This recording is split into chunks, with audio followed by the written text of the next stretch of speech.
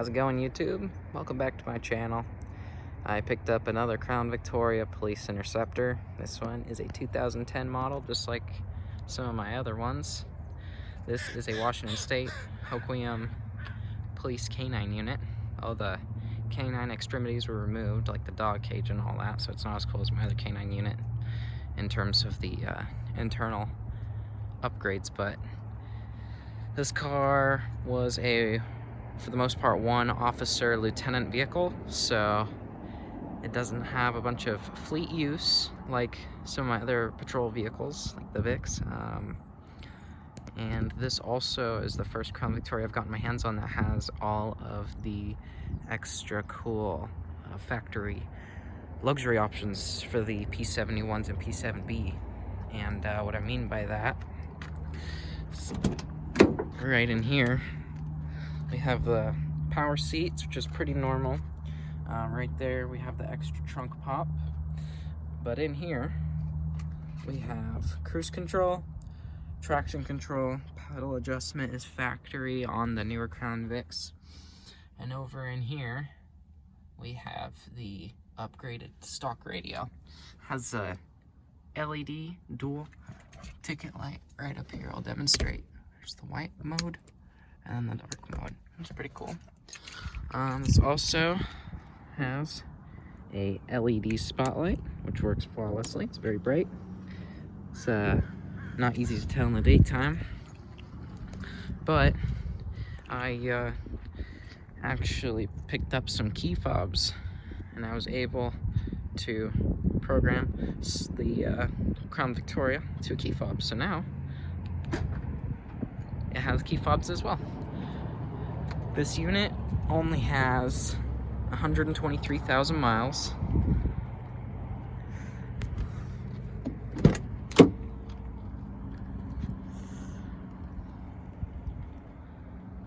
No back seat, as I mentioned before. All that stuff was removed. And when I picked up the car, they left the Washington State exempt plates on it. I don't have them attached to the vehicle. I just put them over to cover mine and to put them in the video once. It has the Police Interceptor badge, flex fuel, and it has a spare tire. The trunk pack came with it. All of this stuff is personal stuff I'm gonna use to clean up and sand the car a little bit. They left some Band-Aids in here and some sticky stuff. It smelled terrible. I haven't gotten around to cleaning it yet. This is the first sunny day that I've had. My car over there stalking me a little bit, probably because of my location. It has the steelies. They're pretty rusty, but I'm gonna sand and paint those.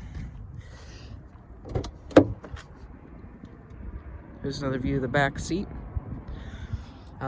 This unit has full tints all around, and it had a third brake light, emergency lights, but they removed that. It had Argent S2 Federal Signal light bar, and it has 2 layered antennas, and it also had one on the trunk lid that was removed. All windows except this back passenger door have rain guards as well by WeatherTech. This is the passenger view here. I've kind of been feeling around the car. I haven't gotten a chance to clean it because it's been raining. I've been working, but I found a spent .223 round and chalk, stuff like that.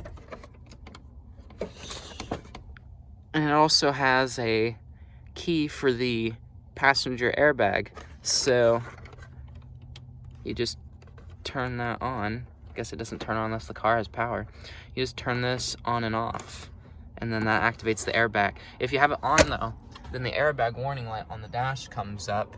So while I'm driving, unless I have passengers, I turn it off just so I don't have that, which most of the time I don't have passengers.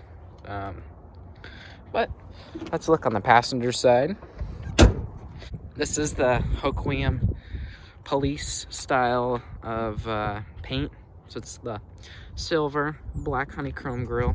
They didn't leave any police equipment behind. It has brackets for some lights in the grille. That has been removed. The lights themselves, the siren speaker was removed. You can see something by Wheelin in there. Can't pull it up on video too well. Right there, Wheelin.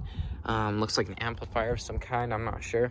I'm gonna replace these headlights too. These are no good. Even sanding these, I'm pretty sure they're just too far gone at this point. They look original, and the car's a 2010, so 13 years old.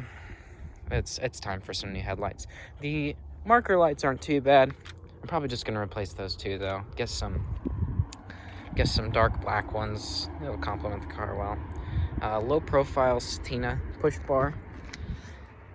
There's a front plate. Like I said, they're not mounted to the vehicle. I don't drive around with them on. It's just to showcase on the video. When it was on the police department's website that they were auctioning it off, they blurred out the plates, and the officer that was in charge of selling this vehicle, because it was from his department, they didn't put it on a surplus website or anything, but he wasn't there, so one of the receptionists just pulled the car around for me to pick it up, and she didn't take the plates off, so that's pretty funny. I got my hands on those. Let me fire this sweet thing up.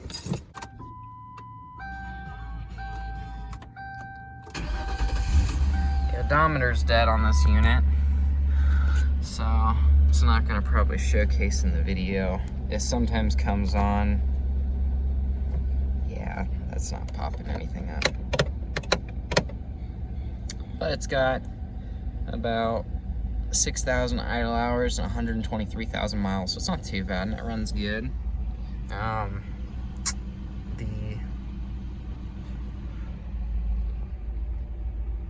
That's what's left in the center. The chime works on this one, which is pretty cool. The civilian dome light was removed. Let me pop the hood and showcase what's up this thing. But to make a long story short, they wouldn't have pulled this car out of service had it had a false mechanic diagnosis. There's really nothing wrong with it anymore. It's just probably an intake manifold or spark plugs or something needed to be replaced. I can't remember what the lieutenant said, but it was like I said, one officer car, and he loved it. It was his unit for a long time.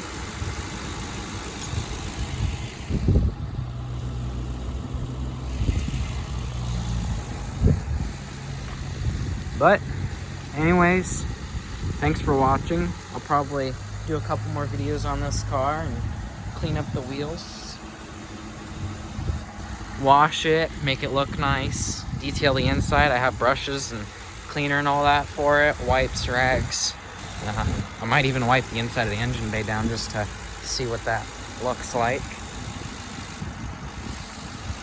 I don't know if you can see in the video, but this is Hoquiam right here. Hoquiam Police. Alright, that's gonna be it. Thanks for watching, and check out my other car videos if you're interested.